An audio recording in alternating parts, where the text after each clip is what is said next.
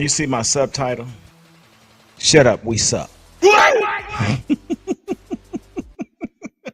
Defense is horrible, man. They on pace. They on they on pace for disgrace, man.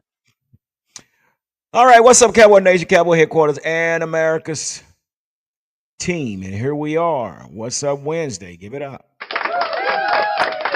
So we're gonna get right into it. So tonight we got a couple of things we're gonna talk about tonight. So the first thing we're gonna talk about: should the Cowboys give up assets for improvement? Then we're gonna get into Jerry Jones, the business guy, and we're gonna talk about that. And this one here, Football Junkie, and I think I sent you the link this morning. Yeah, I saw it. The breakdown. Sean Payton exposes Matt Everflus. Man, you know what? We'll top it off with the recap of Dallas and Denver. We're gonna wait for other folks to come on. What you say, fuck? What you got, fam? I was gonna say, man, you know what? Sean Payton copy and pasting, man, because that's been going on. But he just put it on a broad span. That's all it is. I mean, Sean Payton's a very Dude, smart guy. He's very smart. We knew he was smart when he was with us. what are we doing, man? What are we? We're gonna get into this, man. We're gonna get into some news you can use, and we got Fleabug in the background. Fleabug is in the background. Give it up for Fleabug. She's in the background. She's multitasking right now. I ain't gonna call her out, but yeah, she's multitasking. But she's here. Patrick Ryder said, "What's up, Cowboy Nation? Give it up for Patrick Ryder. That's my fire starter. Give it up, my guy. Yeah, shut up. We suck."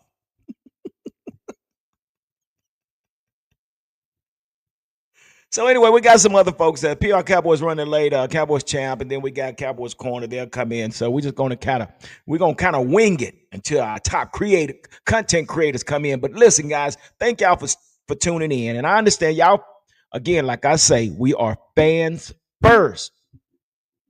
It's nothing scripted here, Football Junkie. We just talking straight football talk, right? Right on. Great football talk. I'm highly pissed, bro. I mean, God Almighty. this is to be expected because remember last season, Jerry was talking about going all in, and all in spilled over to before the actual draft when he had made the acquisitions and he did the signings and whatnot with the coaching staff. As we know, he had when he got the defensive coordinator before he even signed the head coach on as the head coach. And then at that previous moment at the time when he had done that, people was wondering and news analysts, sports analysts was asking, what is Jerry Jones doing? And they knew that this was the beat and sound of the same old drum. Yeah. Listen. So, Fleabug. So the question is asked, since we're not talking long term with George Pickens, should the Cowboys give up assets for some major improvements? We should, but this is my thing. Shut up. There's a lot of things that we should do, but we're not going to do them. And it doesn't matter because Jerry Jones is going to F it up, basically. Exactly. So, I mean, we can sit here and discuss all day long. And I mean, that's what our show is for, to vent, talk, and, barbershop talk. But my thing is that no matter what we do at this point, Jerry Jones is going to F it up because that's what he does. So, and my thing is, why would you even? So, and I have to bring this up because to me, I mean, Pickens is like right now, him and CD have this duo going on, and it's fire. It's truly fire, and they both acknowledged it. And neither one of them have a any kind of beef with it. They're really actually supporting and really trying to get it out there. But my thing is, Jerry Jones is basically he doesn't want to deal with his agent. He wants to do a deal with him on his own. And Pickens kind of said he would do that. But it's like, okay, 1 minute you're saying you want to do a deal, and then the next minute you don't want to do a long-term deal. Why? You have something that's working, that's going good. Why are you not trying to sign him? Like, why? You're gonna fool around, and he's gonna go to a team that's gonna value what he's got to offer. But my thing is, why is Jerry Jones so adamant about not just going ahead and doing what's right? I mean, it's showboating is over. Come on, like, but that goes back to what I always say is he gives a rat's ass about us winning another Super Bowl. He doesn't care. That's not his end goal. Period. It's not. We're going to get into that. So before we go any further, I want to welcome our guy. DB is in the house, and also we got to bring in our guy, Danny Savage. Give it up for these guys. All right. Hello, Danny Savage. How you feeling, man? I know you was dealing with something last. How's everybody going? You doing all right? I know you're doing better. Yeah, I'm doing better now. Thank you. Okay, all right. Hey, DB, what's going on, brother? How you doing? Hey, work it out Wednesday, man. You know how we do. Work it out Wednesday, man. But yeah, I'm back for another round. Excited. Let's go, man. Let's get it. Well, okay, I'm glad you're ready to go because, if you see my subtitle, it says, "Shut up, we suck." Okay, we suck. That's my subtitle below my name, and I mean what I said. But listen, the question is, simply because we suck, DB, should the Cowboys give up assets for improvements? Well, it's kind of off a little bit as far as what I'm ready for, but I will tell you this. Right now, Hey, Roxanne. I give it a go. I give it a go. What? You should. And there are two. It's kind of two-part reasoning. Okay. Thinking into this. You should do it because it's the right thing to do. It's the right thing to do. Right now, you're mid-season. The season isn't a wash yet. It's not a wash yet.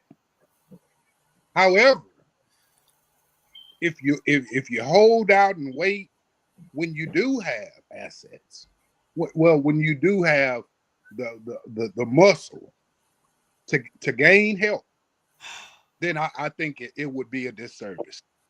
Now, that being said, there's still a future, and you have to prepare for it. So that's a delicate balance.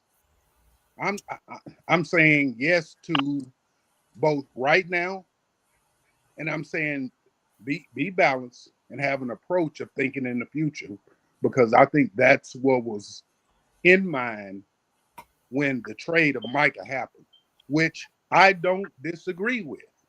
I know a lot of fans do, and for a legitimate reason. But I do not disagree with getting rid of Micah, and I'll tell you guys why when we get back to my topic for the night. Okay, we're gonna. A matter of fact, we'll bring your topic in as soon as we get through doing our channel identification. You bring your topic in, okay? But with that being said, so Danny Savage, listen. This defense sucks. Shut up, we suck. But it's been reported trading George Pickens sounds like a wild idea, but it's one that's been discussed by Dallas Cowboys fan media members and content creators. And I don't blame them. In theory, the scenario where dealing the standout wide receiver makes sense. Since the businessmen are not talking long-term extension, should the Cowboys give up assets for improvement?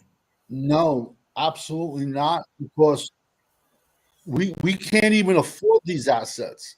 Next year, Dax I was talking to uncensored Cowboy. He's great with the numbers.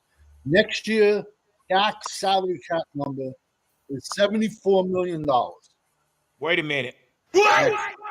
Next year, Dak's salary cap number is $74 million next year. Both of our defensive tackles, we have the 32nd ranked defense in the NFL. Both of our defensive tackles next year, $20 million each. Lamb's getting $25 million next year. How are we going to pay these guys? And this was against Denver showed what good was Pickens and Lamb on the field. We need an entire new defense, and we need an entire new GM. We need a new owner. It's a joke. Do we really trust the Cowboys with making a trade? We have not won a trade since we traded for Charles Haley. I agree with what the content creator said. I got no problem trading Micah. None. No one is untradeable. But we got fleeced. Yeah. We basically gave up Micah. It's going to come down to 2 point-wise. 2 2-round picks and a 30-year-old defensive tackle making next year, he's going to be 31, making $20 million. So both of our defensive tackles are making $20 million. And we can't stop the run. Well, then you got Jake Ferguson. Then you got Deron Bland. I mean, it's crazy. So, football junkie, let me ask you this: so, wouldn't it be nice to just see Will McClay as GM and he's able to pick the people that he wants? Wouldn't that be nice? Because I just think we might lose Will McClay, and we might get a chance to see Will McClay actually become a GM and able to pick the guys that we need. I don't know. It just to me, it just seems like Jerry Jones got the two business guys has their hand in a lot of this that's going on. What do you think? Well, for Will McClay is concerned, I would like to see Will McClay go somewhere that he's can be fundamentally used, so he can use his expertise as best as he possibly can. I feel like Will McClay is will serve as a good GM.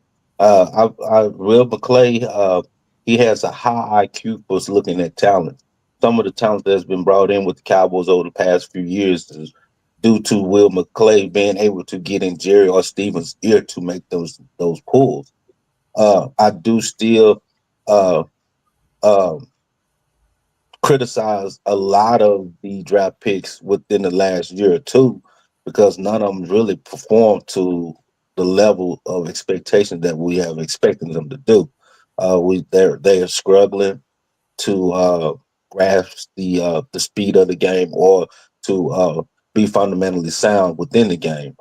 For as Jerry's concerned and how the Cowboys are going along as the narrative is, we getting what we get from Jerry Jones. It's not going to change.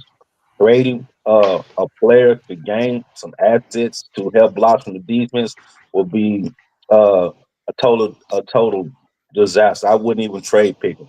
I'd go ahead and just let Pickens go ahead and exploit his talents and boost his stock. Jerry be to play the fool to pay him, so be it. If Jerry played the fool to let him go, so be it. It is what it is. This is a Yeah. uh, this is a witch hunt dealing with Jerry Jones. You can't be too excited as a Cowboys fan right now, Not a witch knowing hunt. that Jerry Jones is the owner of the Cowboys, or Stephen and Jerry Jones Jr. or you know mindset behind their father of the Cowboys. Nobody should be excited as a Dallas Cowboy fan about shit. Excuse my French, but what's to be excited about? You're gonna get what you're gonna continue to get. It is what it is. That's what it is. Give it up. Before we go any further, I want to welcome. We're gonna get in the comments that we have. Big shout out to our guy PR Cowboys in the house. What's up, PR Cowboy? What's going on, fellas? How's it All going? right, we just now getting into the thick of things, and we're gonna read some of these comments. So Patrick Ryder said we need some damn safety help ASAP. Damn Jerry, give it up. He also said we need this damn win Monday night, 4-4 going into a break. Then make some damn changes with roster defense, coach. Wait a minute.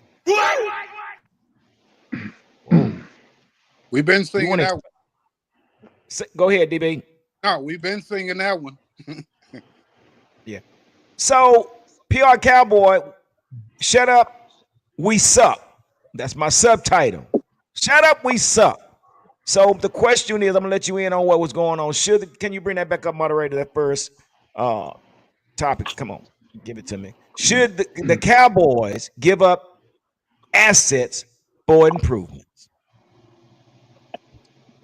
I mean, yeah, I mean, I'm not. We talked about this last week, right? We said we need to win, put some streaks together before you decide you're going to do something, right? If we would have won this Sunday and then won this coming Monday night, okay. But you're not one player away on the defense. You're not, No, you're not two players away on this no. defense, and you're depending on this offense to score 35, 40 points a game. It's not going to happen because they can't. It's not going to carry to the road. The offense is not going to carry to the road on the road games. You've seen it over and over. We're a horrible road team. We have been for years, and the pre-snap penalties. So assets for what? To do what? Like, are Mm, I mean, you saw this man give up a fourth last year for Mingo. We weren't even in the mix. We didn't have we weren't in the mix for shit, and we gave up a fourth for Mingo. This is what the scary thing is about it. It's very scary right now because in this man's mind, hey, we're 3-4. We win Monday night. We're 4-4. This is the scary part is like, is he going to overpay again for something that's just not going to help us right now? And that's the scary part that I'm worried about right now. No, just save your picks. If you want to before the drafts, trade Diggs, get some more picks for the draft. That's where I would go with it. But hey, don't go in there and overpay for something, man. Don't do it. So now, and I can tell the energy in here. I think we're all on the same level. It's just we don't know. But now this could probably be some of the problems with why we are where we are because now it's been reported Jerry Jones $100 billion natural gas project is taking time away from fixing the Dallas Cowboys defense. Now, let me just share this with you. This is what he's got going on. Now, he said there's a $100 billion present value with gas out there, Jones said in an interview with Wall Street Journal. That's why I'm talking to you on the telephone rather than trying to fix our defense with the Dallas Cowboys. That's what he said, y'all.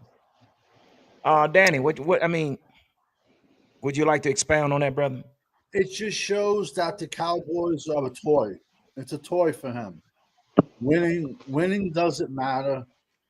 Winning does not matter. The fans care more than he does. It's a joke. It's a brand. It's a brand. Jerry said it last week. The Cowboys is a soap opera, and it's as the stomach turns. And he said when it gets quiet, he just revs it up. Wait a minute. Say that again. As the what? What'd you say? As the stomach turns. That's the Dallas Cowboys soap opera. Right. He doesn't care, man. He's never done nothing. Everything since he bought the team, it was Jimmy. Everything is Jimmy. Jimmy. But Jimmy Danny, wanted to trade. After Jimmy, he's done nothing. I mean, he's doing something. He's doing something, Danny, but he's paying all the wrong people. I mean, he gave Deron Bland this big contract. He gave Jake Ferguson this big contract when it wasn't. I don't think it was necessary. I really don't think it was necessary. But this is where we are, and he's doing something. It's just not in the right manner. You know what? Also, I think the last few years, real quick, we've had a couple of bad drafts in a row. Yeah, 2023 draft from start to finish is a wash. In the 6th round, we traded up for some guy, Eric Scott. He's not even in the league no more. Yep.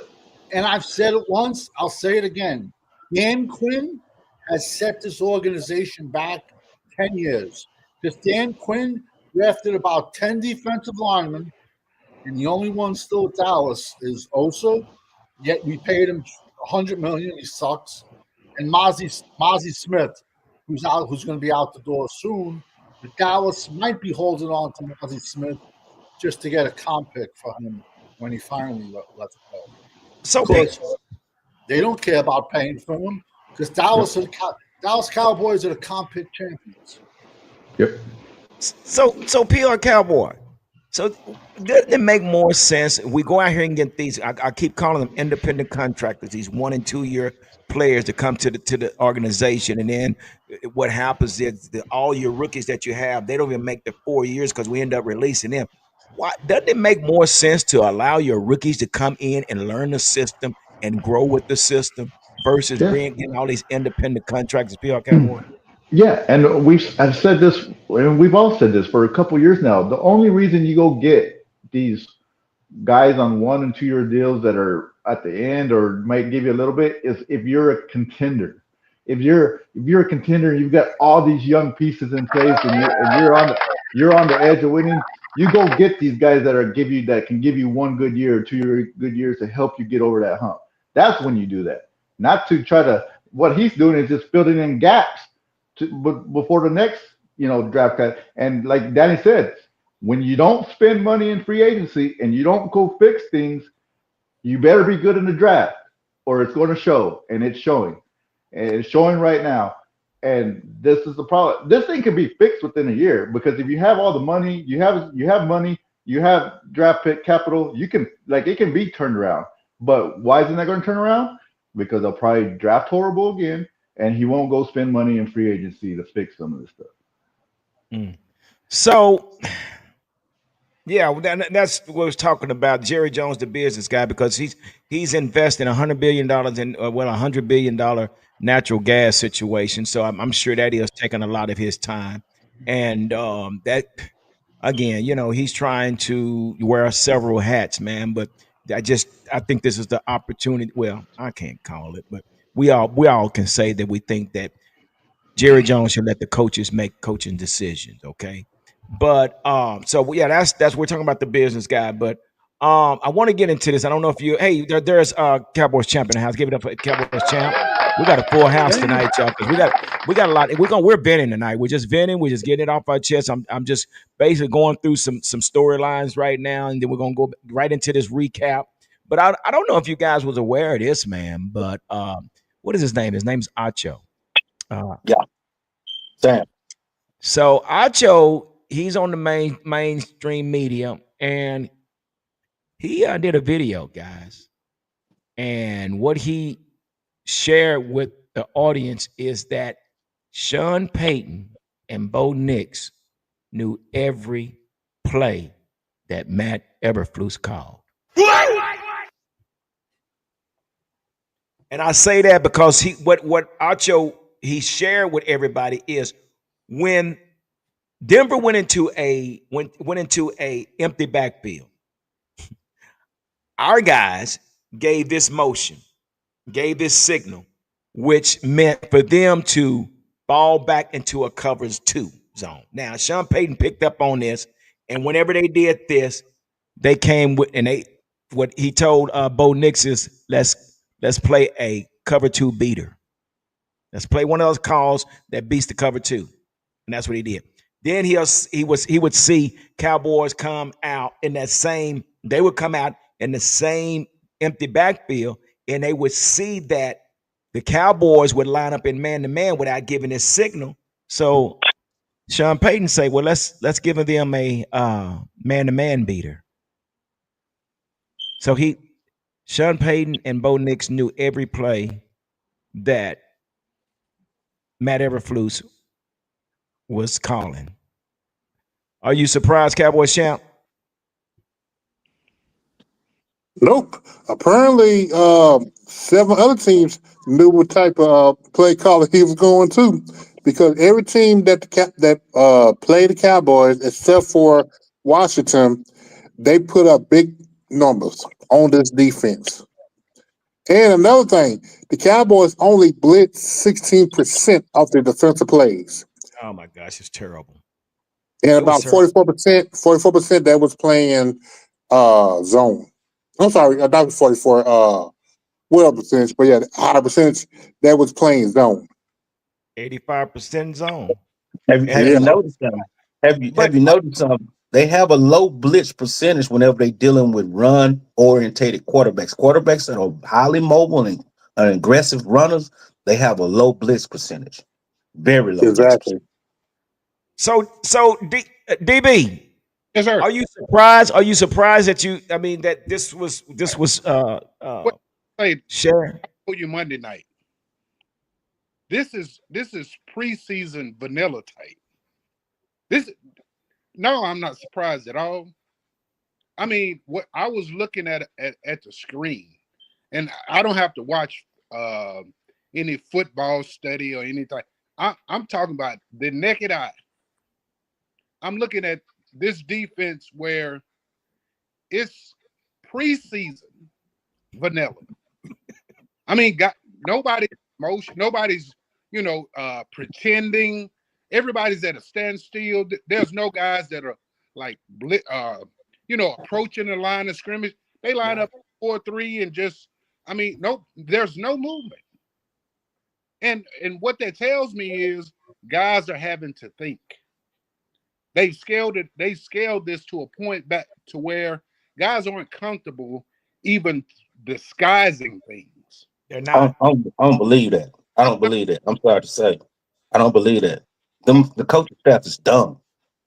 Well, what I see personally, what I see is preseason type vanilla. There's no disguise. Now, whether or not is it, and I say players because they're looking around like what, who, Good. what, why. And I'm not saying it's just players. I think it's just a terrible scheme. The Tampa 2 defense, basically. It's old. It's played out.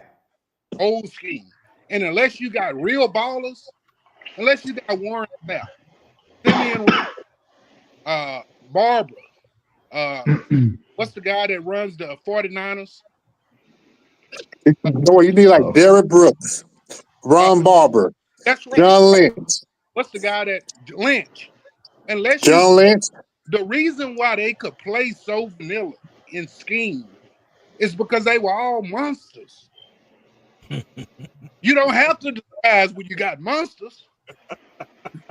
But when you got Ozzy Diggums or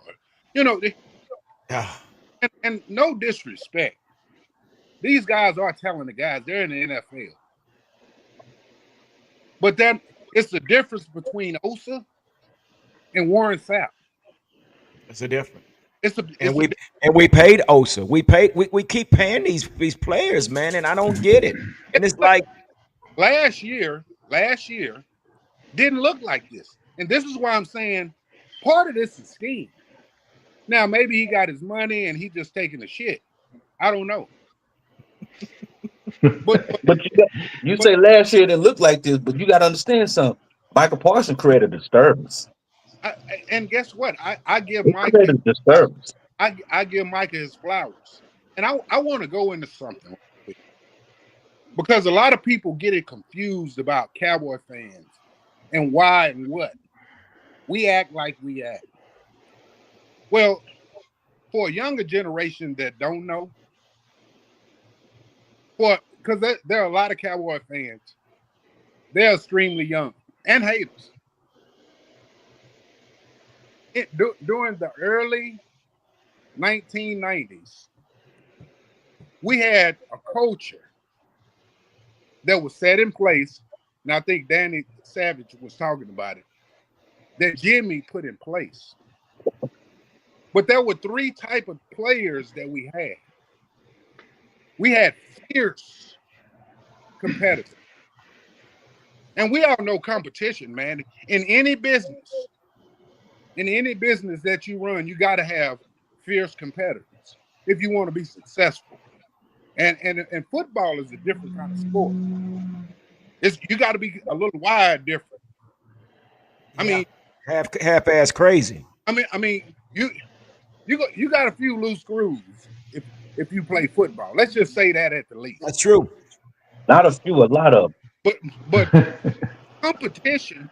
We had a locker room full of cats that competition. They walked in the locker room and saw each other, and they went at each other.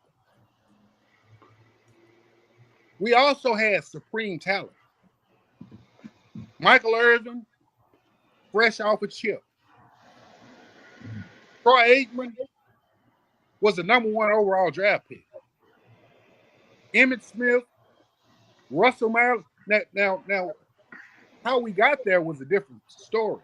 But we had some really supreme talent. Yeah. But Yeah. The real ingredient about locker rooms. And that's Yeah. the aspect of it. That's so true. You know, when it comes to football, and I say it, man, you got to be wired a little different. You have to have this supreme talent. But there's a misfit type of mentality because there's not a great population that plays football. I mean, there's a very low percentage of the population that does this for a living. For a living. Yeah. But Yeah. to be a supreme competitor, but also the misfit type of mentality. You have to wake up and tell yourself every day Yeah. something about your day is ruined, and you got to make up for it. You know, whether am I too poor? Yeah. You know, did I grow up without my father? You know, Yeah. there's Yeah. some sort of element in the personal life. Yeah. And you know what? And I don't mean to cut you off, but I want to ask Cowboys champ this since he just got in here. I see his subtitle. His subtitle is Idiot Jim. So Cowboys champ. Yeah. Here we are, and like I say, you're part of the. You probably go further back with me, back to the '70s when we seen when this team was built on grit, Yeah. and here we now with glitz and glamour. But here, I want you to kind of tell us basically with what we saw, your thoughts about what we saw, and then we'll go. Then we'll go into the identification. Then we're gonna let. Let's do that. Go ahead, Cowboys champ. You talking about the game against the The Broncos? game against the Broncos. Okay. Okay. Before the game started, I I thought I really thought that the Cowboys offense was going to put up some big numbers. But I always say every game this year that I do not trust the defense. And another thing, two things that was concerning me with this offense because we know the defense who they are. The defense is not going to get any better. The bookends, the guiding and steal, I was worried about that, and the play calling that Scotty produced because all that if you Cowboys they had too many 3-and-outs, and a lot of the play calling it was like they were playing scared against the Broncos. Yeah, even though the Broncos defense was aggressive, you couldn't tell me that the Cowboys couldn't adjust. And here's that key word again that we keep bringing up every game. The Cowboys, for some reason, they cannot adjust to whoever the team that they are playing. They are still stuck on what they want to do. NFL is all about adjusting. You just can't make no adjustment at halftime. You got to do it first, second, third, and fourth quarter.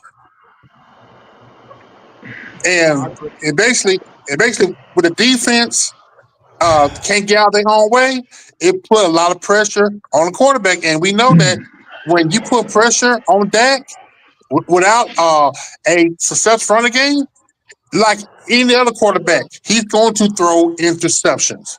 I don't put this. You know me. I'll call it out, but I still can't put this loss on Dak. I put No. this loss on the whole team. But Well, it's funny when the quarterback has more rushing yards than the running back. And Yeah. what that tell you? He's running for his life. Shoddy, he's gonna have to take off his Huggies and put on the big boy pants, and really gonna have to take over more of the offense and the defense. Yeah, he got. I mean, he got to make a business move. That's He just have it. to. You're right. And despite what the front office say, you fighting for your job. Yeah, this is first audition. You're right. Yeah. So you got to show the cojones. Yeah, yeah. So true. Hold on, guys. Let's get this channel identification in real quick, and then we'll come back with PR Cowboy and Danny Savage. Let's get this in real quick. Welcome to the Cowboys Huddle podcast, your go-to spot for all things Dallas Cowboys. Whether it's breaking news, game day updates, insider rumors, or honest fan takes, we've got you covered. We're diving deep into the star every week, bringing you the latest and the loudest from Cowboys Nation. So hit that subscribe button, buckle up, and let's ride with America's team. Welcome to the Cowboys. PR Cowboy. The thing about this is, man, 17 points is enough to win the game, but you can't give up 44 damn points, bro. You can't. You cannot. I can win a game 17-16, but I can't give up 18 or more points. So how long are we going to continue? Are we going to do the same thing as we did with Mike Nolan? Do we fire the coach? I mean, we could 17 points is enough to win, but you cannot give up 44 points, bro. Yeah, and the thing about it is, if you're going to do it, do it already. Don't wait till the end of the season and then wait for this other guy, and then you're you know what I'm saying? Like, if you're going to do it, bring somebody in that you're going to stick with, like going through next year, right? The problem is we knew this, right? We're like, hey, the offense is going to have a game where they're not going to put up 28 points, 30 points. Mm-hmm. We know that Mm-hmm. it's going to happen, Go ahead. and this goes back to years of this, right? Where we're like, hey, when we get into a playoff game, we're going to get into one of these games where it's six, low scoring, and we need this defense to do something, and it just hasn't happened, man. And it's just like we're doing it. Y'all said it the best. Hey, the defense is staggered, right? There's no disguises, there's no nothing, right? Weren't we just saying this about the offense last year? Or the year before, that there's no motion, there's no creativity, there's no this. Now we're saying it about the defense. But why? Because we're not letting the head coach pick his staff. We're not letting I'm the owner, you're gonna coach this position, you're gonna do this, and you're gonna do what you have to do with the players that I gave you right here. You're not looking at what these players can do best and bringing the best coach to their abilities. You're just looking at, oh, this guy was here before. He was with us as a linebackers coach. Let's bring him back as our defense coordinator. Right? That's what we do. And that's what we do year in and year out.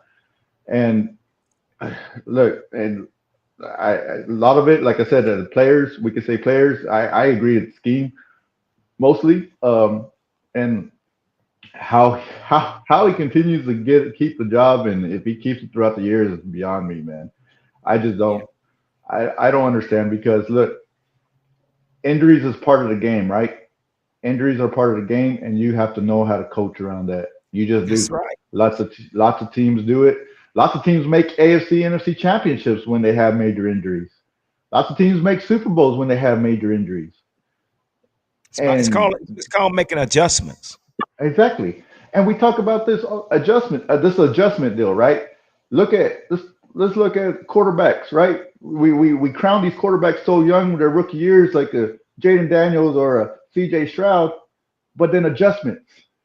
Teams make adjustments to these guys. They got film on you, right? They know what you're doing now. Then you have to counter and make the adjustments back. It's an ongoing game year in, year out. So the same thing with us. If we're not changing nothing in defense, there's no adjustments teams have to make against us, because they just have to keep doing the same thing until we make adjustments to them. This is crazy.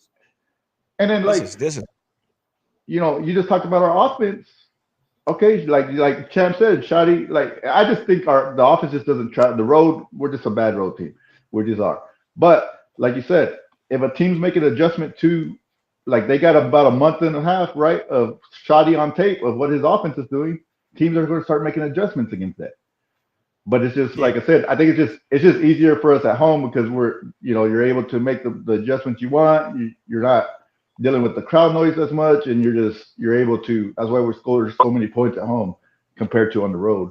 But that's why it's a team game where you need your defense to help you in those situations. You need your special teams to help you in those situations, and it all comes in one. And we've been like this year in year out where hey, the defense or the offense and defense are hey, they're pretty decent. Special teams is horrible. Hey, defense is pretty decent. Offense is horrible. Hey, offense is clicking. Defense is horrible. We just never can get all three phases together. So true. Dan, I want you to go next, but everybody that's in the comments, put your comments up because we're gonna all go over your comments as well. So if you got any comments, make sure you put them down, and we're gonna go back over this once Danny give his observation of the game on Sunday. But now, Danny, Dak is due to have a bad game. I mean, okay, we know it's what's going to come. He went this far without throwing an interception, so we can't put the whole blame on Dak because No, I'm not. we saw Not. Dak get into a position where he started pressing. So The what? problem is,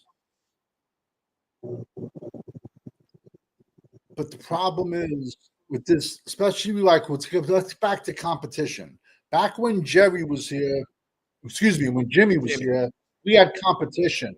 Now, back in April, we drafted Tyler Booker. He got the nickname the Soul Snatcher, and he was awarded the starting right guard spot the night of the draft. What Right. other organization does that? Only Dallas. We have to start drafting players that hate to lose.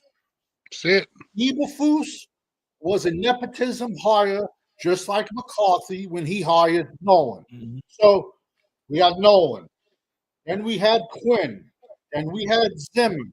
Now we got Eberflus. Next year we're going to be on our fifth defensive coordinator since 2020.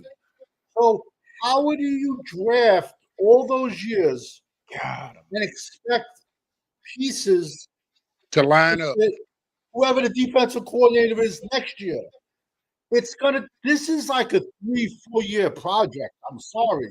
This defense is horrible from the front to all three levels are horrible. We're gonna have to the next two drafts. I mean, we gotta come out of the draft with a running back and an offensive tackle. But the next two drafts, you gotta throw every draft pick at defense. I'm sorry. This defense is horrendous at all three levels. no, I agree And with you. I mean that sums it up really.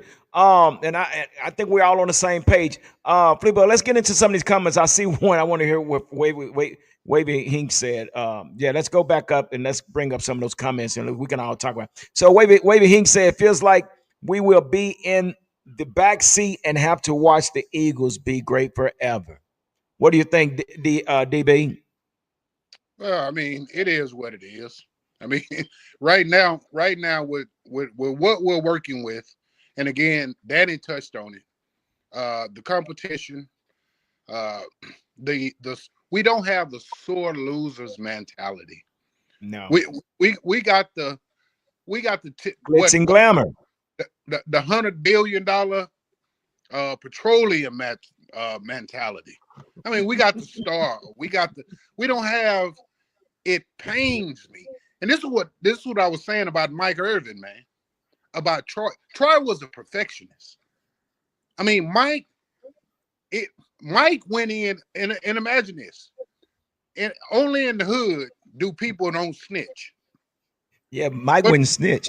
Mike went in after coming off a national championship and seeing a rookie year. Mike went into the owner's office, got with Jimmy and said, this here, this one, their ass gotta go. And see, this is what I'm talking. This is why I really I don't agree with the Micah stuff. I mean, I don't disagree with the Micah stuff. Though Micah is supreme talented, Micah is not no perfectionist, fear competitor. And believe it or not, we don't have the right ingredients, man. And we don't have the culture to really harvest from these type of ingredients, man. We're so far off. And I agree with him. Yeah, we're gonna take a back seat to the Eagles. All right, bring up the next one. I want. We got some comments out here. Wavy Hinks said, at average video game player, this defense was built around Parsons. Them dudes were a lot better when he was on the field. Without him, these dudes are not the same. What do you say about that, football junkie? Well, I like to say is this. Basically, I'll say this. When it came to Michael Parsons and his approach to the game, I kind of question Michael Parsons in the essence of how he do his podcast situation immediately after games, pretty much hours after the game. He's up on the podcast. I question his seriousness about the game. He flourishes pure off his natural talents. Yes, sir. He's a prima donna a la LeBron to me. He's gifted and talented, but you're a flopper. But So you say 54 sacks is a flop? I'm not gonna say it's a flop, How many but in essence, I'm not even. It's a lot of great players that's been played in the league that didn't even make the playoffs or Super Bowl. But Michael Parsons was a distraction, but we also had pieces that still got away from us. That's at other teams that are doing good. That played with Michael Parsons that also had a disruptive presence. Being that Michael is gone and those other pieces are gone, it shows. It shows greatly that Yeah. this stuff really truly. I'm not supposed to blame the players because the players and their production is a byproduct of what the coaches are doing. Once they go, you got the coaches go and script the game of the team that they're gonna play the previous week, and then what they do Sunday night and come Monday morning, and in lieu of what they do to preparation for the team therapists to play up the upcoming week. Um, it's the coaching staff, dude, because we talking on the surface about the players are out of place, the players are thinking this, the players are not doing that. They are a byproduct of what they're being told to do for the game. And what they're being told to do is defensive coordinator and the defensive coordinator's coaching staff, they're garbage because these dudes couldn't coach up a shook up soda bottle if they wanted. They Yeah. couldn't coach it down. Uh, Yeah. this is coaching, man. This is coaching. Coaching is the culture. They create the culture so that the players can thrive out of it, so that the culture will blossom into what it needs to be. Right. Uh, and being that the defense is like it is, and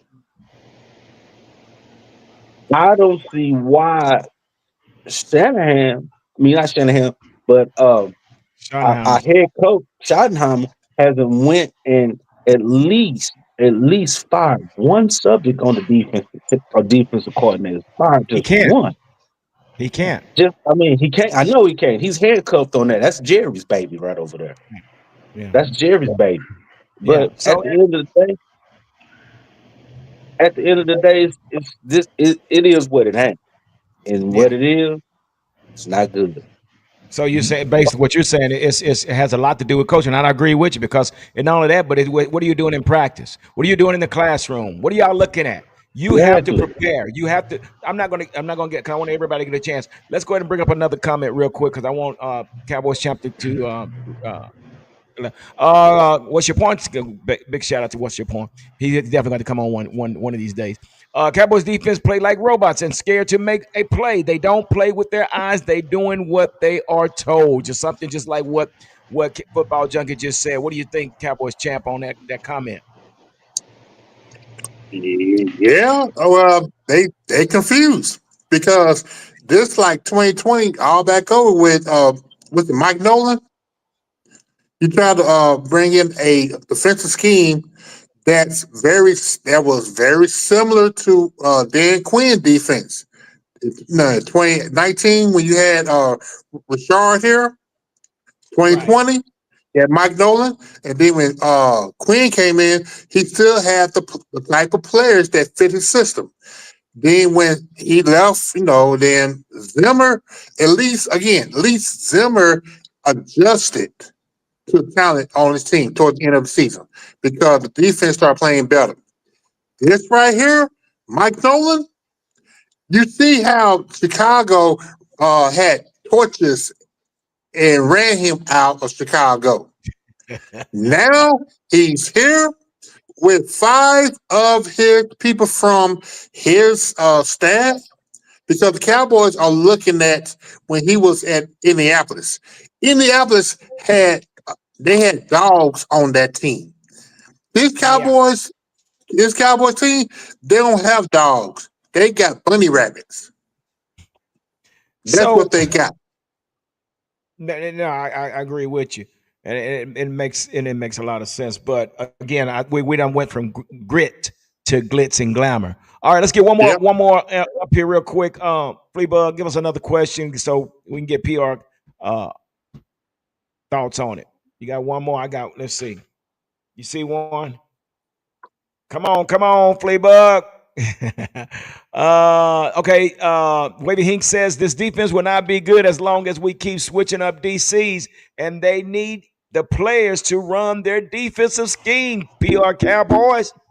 This we going like he just said. We're actually going on our fifth defensive coordinator, dude. It's like somebody can't pay their bills. Somebody robbing Peter to pay Paul. PR Cowboy. What's the deal? And Shit. he's right, but do you really trust Matt Eberflus to stick around and draft guys to fit his system to do what do you from what you see? Because even like you said, if you don't have the players that fit your scheme, good coaches are gonna not gonna make it look like this. You might have some bad games, but not consistently, week in and week out. And I just like I said, yes, pick one and stick with the guy, right? But this is All what of them happens, been right? bust, PR Cowboy. All of them have been bust. All of the defensive coordinators have been bust. Yeah, the only one we kept around for a long time was Quinn. But what happens when you win is, those Yeah. guys get taken, right? When you win, those guys get, and we've seen it with lots. We haven't seen it to this extent. We're the only team we've seen it with this extent where it just drops off dramatically. Because right, we've seen it with the Eagles when they took the year before they took their defense coordinator. Their defense didn't quite look the same. They had some struggles.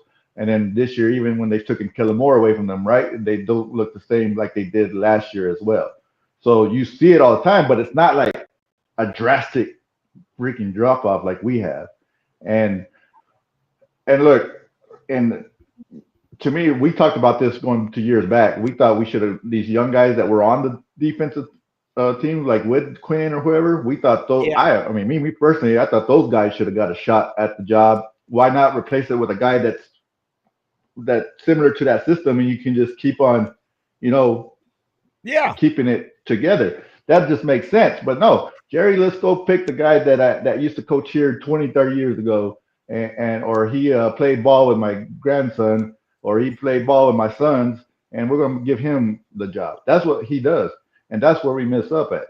And look, and like Danny said, if you continue on this route or whatever, it is going to take 3 or 4 years. But if you get the right guy and you're willing to go spend the money and get your drafts, you've seen teams turn it. We saw our team was defense was horrible, and you saw Quinn turning around within a year.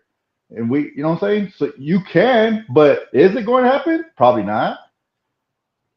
But you know what, PR Cowboy, I will chime in on this with you, and I'll pick it back off on you. Dan Quinn did a hell of a job with what he had, and it showed testament to the talent that the guys the Cowboys had as starters, the backups, and so forth and so on, undrafted free agents and whatever. Dan Quinn, I will say this about that guy: he's passionate about what he does. And he's passionate about what he's putting on the quality of play that he's going to put on the field. He's passionate about delivering the message to the players to make sure that they hone into what is going to be done for the week. This fool, Floozy, has no passion whatsoever. You don't see him checking one soul coming to the sideline after they done screwed up. He don't check nobody. Nobody. And remember, Dan Quinn did make a Super Bowl. He at least made a Super Bowl. Yeah. Yeah, he did. And basically, we all thought that he was going to be the next man in line when Mark McCarthy was, that was the whole thing. You had two head coaches on the same team. If Mike McCarthy didn't work, Dan Quinn steps in, but Dan Quinn is over there at Washington. They're looking about as bad as us. So, Danny, I got to ask you this. We have witnessed what we saw on last Sunday. We've witnessed Bo Nix rip us apart with 4 TDs. 4.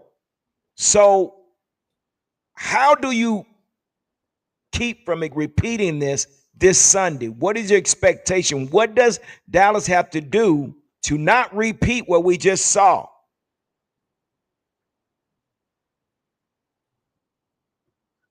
Come on, Danny, give me something. Arizona has to not show up for that. Stop. Listen, I'm gonna give everyone can make some ducats on Monday night. Marvin Harrison is going to catch 2 touchdowns. Trey McBride, their tight end, is going to catch 1 tight end. He's going to catch 1 touchdown. And Kyle Murray, the midget, he's going to run for 1 touchdown. You put that 4-player prop in. It's Marvin Harrison Jr. against Kaiir Elam. Yeah. Yeah. He might catch 3 touchdowns. And Murray is he can move around. We have trouble playing him. The season's over. We said this in the beginning of the season. The back end of our schedule is the hardest part. And we're playing like this. I see us. I mean, we might put up some points. I mean, we should, right? We got the best wide receivers, and I was thinking about this today, right? We have, we got $100 million wide receiver, and all our fans want another $100 million wide receiver.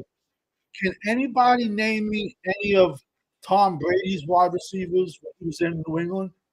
Well, that's because you can't, Danny, because they know whoa. They know how to manage their money. Dak Prescott has made $500 million. Yeah. And he is the highest paid quarterback in the NFL. All I'm asking is, can anyone name me 1 wide receiver from New England? Yeah, besides Randy Moss. Julie Edelman. New England lost that year. And I know what Danny's saying. Danny said none of them made $100 million. But again, what you're talking about, Kraft them know how to manage their money. They know how to manage their money over there. They had a top 15 defense every year. Yeah, so it's man, we got coaches over there that's making coaching decisions. Over here, we got businessmen making coaching decisions. For all those years, what was the combined record for the Bills, Jets, and Dolphins in that division? Okay, but the point I was trying to make is you don't need $200 million wide receivers. Yeah, no, I win. That was the point. Because basically we do that. We're the NFC version of the Cincinnati Bengals. Then that's what's going to happen. Yep. Say giving up the 4 TDs. I think either way, you're gonna give up 4 TDs. This defense is just that bad. Yeah. I just don't want to see you sit back in a Tampa, no disguise, no blitzes, no. at least throw something at Kyler to make him get off his marks, move around. If he beat you with his leg, but just don't let him sit back like Bo Nix, not getting hit to the No fourth pressure, quarter. man. Now, I just don't want to see a defense that's playing on the back of their heels. Let's Yeah. send more players than they have blockers. Right. That's At least half of the time, man. Make so the quarterback make a decision. That's Right. it. yeah. Yeah. Fast. Cowboys champ, you witnessed what happened on last Sunday. Now, what is it that we're going to have to do in order to not repeat the same thing we just saw last Sunday? This is ridiculous, man. Oh my God. Mm, damn, man. The Cowboys, the offense, they do play better at home. But I'll have no confidence in the defense. I So know what is it that everybody they're going saying to have to do? What is it that they're going to have to do, Cowboys champ, so we they won't gotta see play the same thing? they gotta play smart football. They gotta play smart football. They can't you gotta eliminate dumb penalties. You got to eliminate There you go. uh you know no fumble, no 3-and-outs. Lining up Defensive outside. players, they got to play better than what the head coaches, the head coach, but the defense coordinators play the calling. Something's gonna have to happen. Somebody gonna have to get in somebody's face and say, "Hey, it's time for us to show up." Man. Couple of turnovers. But they don't have they don't have them dogs on this team. Yeah. Okay, now Football. we can talk about the Michael Irvins, Yeah. everybody like that, but they don't have that on this team. But I'm going to tell you Everybody something. like it glitz and glamour. Yeah, there's glitz and glamour. I'm gonna tell you, we can say we want to, but the two that was the dogs on this team are no longer here. Tank Lawrence is not here. He was a dog. I don't care what nobody say. You might not heard his name, but he was a dog and he hate losing. Michael Yes. Parsons, he was the one that hate losing. He hate losing. And I understand when people got their opinion about it, but this is what we just talked about that. Talking about dogs, some fierce players. These guys hated losing. Now is everybody just sitting on the side like, what did Dak say? We effing suck. Well, do something about it. Football junkie, we've seen this before. We saw this on last Sunday. What is it going to take in order for us to not to have to repeat what we just saw last Sunday? And I'm gonna go with what our We was guy is tired. saying right now. What's your point? He said whoever's running the scouting team is setting up the Cowboys. Someone is missing the scouting other teams, and that's what it is. Like I said, it's the coaching staff. It's the scouting report. He hit it Yeah, right on the head. I'm riding with you on that, homeboy. I believe it day in, day out, because that's yeah. the preparation. That's the Preparation. preparation. Whoever the scouting team is, they the one that suck. They the reason why the defense suck. Because they're not doing their due diligence to make sure that they are crunching all the X and O's that the opposing team is doing on offense. What are they doing on offense? What is the court? Just like they just did with the Cowboys this week, how they broke it down, how our child broke it down, how the defense is doing all this, you know what I'm saying? Come on, dude. It's not hard. X's and O's are not hard unless you make them hard.